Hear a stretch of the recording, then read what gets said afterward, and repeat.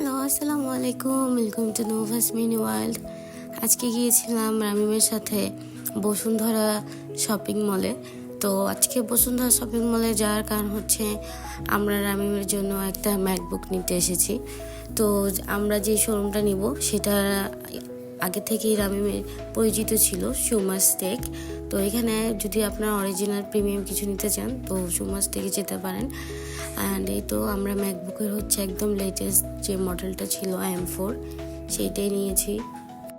আর ম্যাকবুকটা খুবই সুন্দর, আর রামিম আনপ্যাক করছে। আর এটার বডির কালারটাও খুবই সুন্দর ছিল, একদম স্কাই ব্লুর মধ্যে ওরা এবার কালারটা রেখেছে। আর খুবই সুন্দর অ্যান্ড খুবই প্রিমিয়াম একটা গ্যাজেট ছিল।